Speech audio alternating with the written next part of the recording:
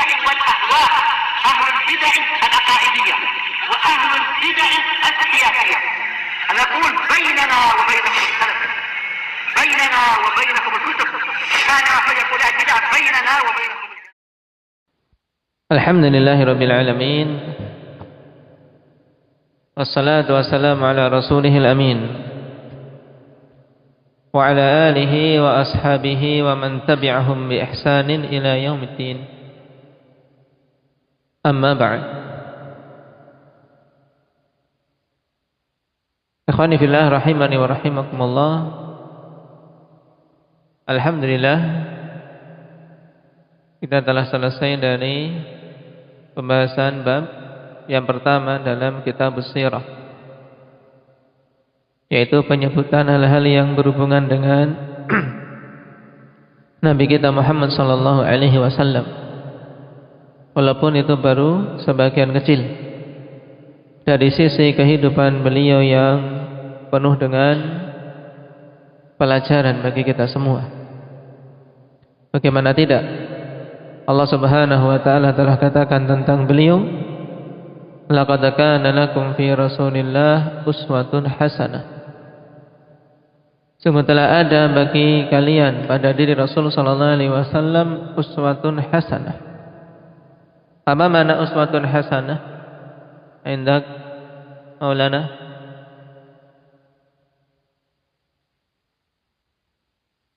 Contoh yang baik, suri tauladan yang baik.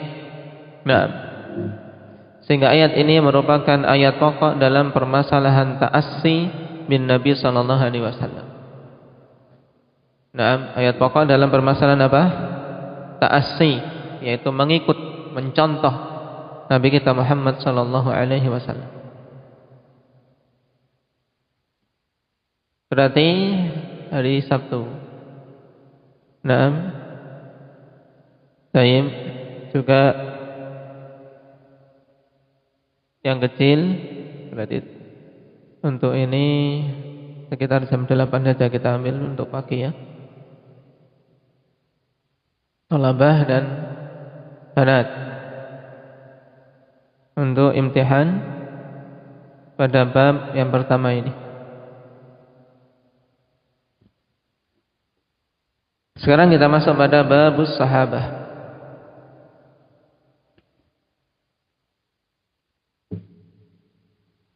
Ma ta'rifus sahabi, apa pengertian sahabi? Karena setelah kita mengenal Rasul sallallahu alaihi wasallam, hal setelahnya yang hendaknya kita mengenalnya juga, yaitu mengenal sahabat-sahabat Rasul sallallahu alaihi wasallam.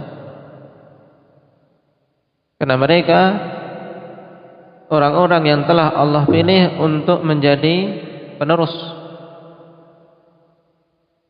risalah yang disampaikan oleh Nabi kita Muhammad sallallahu alaihi wasallam. Jika mengetahui tentang mereka, keutamaan-keutamaan mereka sangat penting agar timbul rasa cinta pada diri-diri kita terhadap mereka. Karena sungguh membenci sahabat ikhwani fillah termasuk perkara yang diharamkan di dalam agama kita, merupakan ciri khas nifak pada diri seseorang. Ada kemunafikan kalau sampai seorang membenci para sahabat radhiyallahu alaihim. Nah, lalu siapa yang dikatakan dengan sahabi? Ini butuh kita tahu kriterianya. Seseorang masuk dalam pengertian sahabat Nabi sallallahu alaihi wasallam itu bagaimana kriterianya? Pertanyaan pertama untuk bab ini tentang hal tersebut. Apa pengertian sahabi itu? Dan pembahasan ini ikhwani fillah dibahas pada setiap kitab-kitab hadis. Kenapa? Karena seseorang bisa mendengar hadis Nabi sallallahu alaihi wasallam ya dengan perantara sahabat. Kalau seseorang sudah tahu sahabatnya siapa, maka langkah sudah diambil dan membuahkan setengah hasil. Dalam artian kalau sudah tahu sahabatnya, oh ini sahabat yang meriwayatkan, bukan tabi'in, bukan tabi'it tabi'in. Berarti apa? Oh berarti marfu' sampai Nabi sallallahu alaihi wasallam, bukan mursal. Maka mengerti dan mengenal sahabat itu sangat penting. Pengertian sahabat itu yaitu huwallazi laqiyan nabiyya sallallahu alaihi wasallam mu'minan bihi wa mata ala dzalik wa in takhallalathu riddah.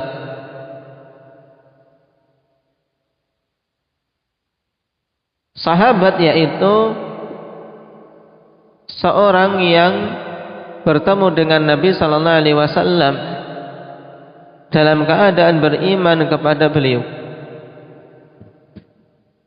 dan mati di atas keimanan tersebut walaupun disela-selai dengan kemurtadan.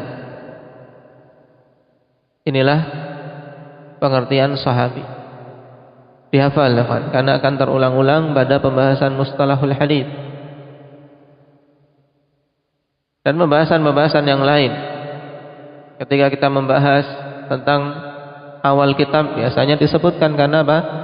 Karena di situ ada pembahasan salawat sallallahu alaihi wa ala alihi wa ashabihi. Sahabat itu siapa? Yaitu siapa saja yang bertemu dengan Nabi sallallahu alaihi wasallam dalam keadaan beriman kepada beliau dan mati di atas keimanan tersebut walaupun disela-selai dengan kemurtadan. Maksudnya bagaimana? Ketika dia bertemu Nabi, dia beriman. Dan kemudian mati di atas keimanan. Berarti kalau bertemu Nabi dalam keadaan kafir, bertemu Nabi dalam keadaan kafir, kemudian Nabi meninggal, dia masuk Islam, apakah dikatakan sahabi? Indak Iqbal. Seandainya ada seseorang telah bertemu dengan Nabi sallallahu alaihi wasallam, di saat itu dia kafir. Nah, kemudian berjalan waktu terus berada di atas kekufuran dan Nabi meninggal. Nah, baru setelah itu dia masuk Islam. Apa dikatakan sahabi atau bukan? Bukan. Kenapa? Karena ketika bertemu dengan Nabi tidak dalam keadaan beriman. Paham? Kemudian yang kedua, kalau ketika bertemu dengan Nabi beriman tapi kemudian mati di atas kekufuran, murtad, apakah dikatakan sahabi? Mbak Zur'ah? Hah? Endak? Ukasha? Bukan. Kenapa? Karena mati di atas kekufuran, tidak dalam keadaan beriman. Nah, kemudian pernyataan yang ketiga, wa in takhallalathu riddah, walaupun disela-selai dengan kemurtadan. Maksudnya bagaimana? Dia bertemu Nabi dalam keadaan beriman, kemudian beberapa waktu dia murtad karena syubhat, karena ini dan itu. Tapi sebelum mati dia apa? Rujuk kepada Islam. Nah, beriman, bertaubat dari kemurtadan. Ini masuk kriteria sahabi tidak? Nafi'. Masuk kriteria sahabi.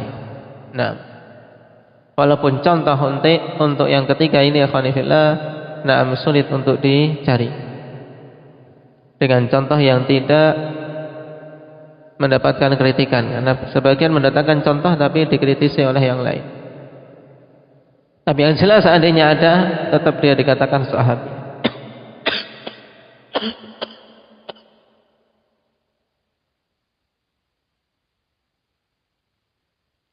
Baik. Kemudian pembahasan berikutnya, hal yujadu minas sahabati man huwa dha'ifun aw muttahamun bil kadzib. Apakah didapati dari kalangan sahabat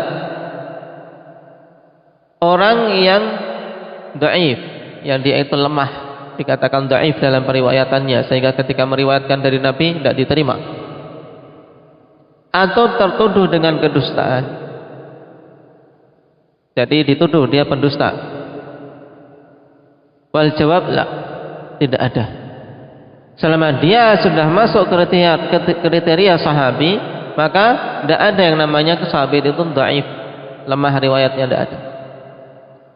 Tidak ada yang namanya sahabi itu dituduh berdusta ketika meriwayatkan dari Nabi. Paham? Kenapa? Li'anna sahabata kulluhum, atau li'anna sahabata kullahum udul. Karena keseluruhan para sahabat adalah orang-orang yang adil. Orang-orang yang adil. Orang-orang yang riwayatnya diterima, tidak ditolak. Apa dalilnya? Wa dalilu qauluhu ta'ala was-sabiquna al-awwalun minal muhajirin wal ansar walladzina ittaba'uuhum bi ihsan radhiyallahu anhum wa radu anhu. Dalilnya adalah firman Allah di surat At-Taubah ayat 100 ini. Dan ini ayat penting juga, ikhwani fillah, yang padanya penetapan bahwasanya jalan para sahabat adalah jalan yang diridhai oleh Allah, sehingga siapa saja yang ingin keridhaan dari Allah wajib mengikuti jalan mereka dalam beragama. Perhatikan ayat. Was-sabiqunal awwalun, orang-orang yang terdahulu masuk Islam dari kalangan muhajirin wal ansar, walladzina taba'uuhum bi ihsan, dan orang-orang yang mengikuti mereka dengan baik. Maka apa balasan Allah? Radhiyallahu anhum wa radu an. Allah ridha terhadap mereka dan mereka ridha terhadap Allah Subhanahu wa taala. Dan kalau Allah Subhanahu wa taala telah meridhai seorang hamba atau suatu kaum, ikhwani fillah, maka sungguh mereka adalah seberuntung-beruntung kaum. Kenapa? Karena mereka akan selamat dan mendapatkan nikmat yang agung dengan surganya. Sisi pendalilan yang menunjukkan bahwasanya para sahabat keseluruhannya udul, keseluruhannya adalah adil, yaitu pernyataan yang Allah Subhanahu wa taala tegaskan di sini, radhiyallahu anhu wa radu an. Allah ridha terhadap mereka. Berarti semuanya adil. Kalau Allah ridha terhadap mereka, lalu bagaimana umat belakangan kok malah mendhaifkan seorang sahabi? Ini tidak boleh. Atau mencela mereka, tidak boleh. Atau menolak riwayat mereka, tidak boleh. Tapi riwayat sahabi ketika meriwayatkan dari Nabi sallallahu alaihi wasallam maka diterima. Dan sisi yang lain dari ayat yang agung ini, ikhwani fillah, kewajiban bagi kita untuk mengikuti metode para sahabat dalam beragama untuk bisa mendapatkan keridhaan dari Allah Azza wa Jalla. Yang hal ini akan lebih jelas ketika kita membaca hadis setelahnya, yaitu hadis Imran bin Husain radhiyallahu anhu. Qala Rasulullah sallallahu alaihi wasallam,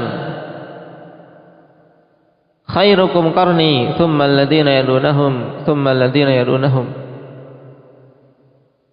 Sebaik-baik kalian adalah generasiku, yaitu generasi para sahabat. Kemudian setelahnya, kemudian setelahnya. Nah, juga hadis ini datang dari siapa? Dari Abdullah bin Mas'ud radhiyallahu anhu. Nam khairun nasi qarni, thumma alladhina yalunahum, thumma alladhina yalunahum. Sebaik-baik manusia adalah generasiku, kemudian generasi setelahnya yaitu para tabi'in, dan generasi setelahnya para atba'ut tabi'in. Di sini persaksian dari Rasul sallallahu alaihi wasallam tentang kebaikan para sahabat, bahwasanya mereka itu sebaik-baik generasi. Berarti secara umum, seandainya di sana ada pengecualian, ada sahabat yang jelek, ada sahabat yang dikenal pendusta, maka Nabi mesti akan memberikan pengecualian. Waalaikumsalam. Namun tatkala Nabi SAW katakan secara global, khairukum qarni, sebaik-baik kalian adalah generasiku, menunjukkan semua sahabat itu udul. Naam, karena mereka adalah murid-murid langsung dari Rasul sallallahu alaihi wasallam yang menimba ilmu dari beliau, dan orang yang paling bersemangat dalam menyampaikan agama ini kepada umat setelahnya, dan paling bersemangat dalam beramal. Maka hal-hal berhubungan dengan perkara agama, ikhwani fillah, yang para sahabat berhenti padanya, maka selayaknya kita berhenti dalam perkara akidah maupun dalam perkara ibadah. Ketika ibadah tersebut mereka sama sekali tidak melakukannya, berarti bukan ibadah yang syar'i, tapi suatu perkara yang diada-adakan, dan itulah bid'ah. Dalam banyak hal harus kita pegang prinsip ini. Misalnya, ikhwanifillah, sahabat mengetahui waktu mi'rajnya Nabi sallallahu alaihi wasallam, Isra Mi'raj, dan mereka pun tahu itu adalah hari yang agung bagi Rasul sallallahu alaihi wasallam. Walaupun bagi umat itu tidak ada keutamaan khusus Isra Mi'raj itu. Dan tahun berganti tahun mereka bersama Rasul sallallahu alaihi wasallam, tidak pernah yang dinamakan peringatan Isra Mi'raj itu diadakan di kalangan mereka. Berarti itu bukan bagian dari agama. Maka tidak boleh kemudian umat belakangan mengadakan peringatan Isra Mi'raj, karena jadinya bid'ah. Ini contoh mudahnya. Karena mereka ahrasun nas bil khair, orang yang paling semangat dalam melakukan kebaikan. Sehingga contoh para sahabat dalam beribadah, dalam beragama, seorang akan mendapati keselamatan dalam pemahamannya. Naam, oleh karena itulah pemahaman sahabat dikedepankan dari pemahaman generasi-generasi setelahnya. Apalagi ketika para sahabat berijma' di atasnya, maka tidak boleh seorang muslim kemudian mendatangkan pendapat yang lain. Barakallahu fiikum, nas'alullaha at-taufiq was sadad, walhamdulillahirabbil alamin.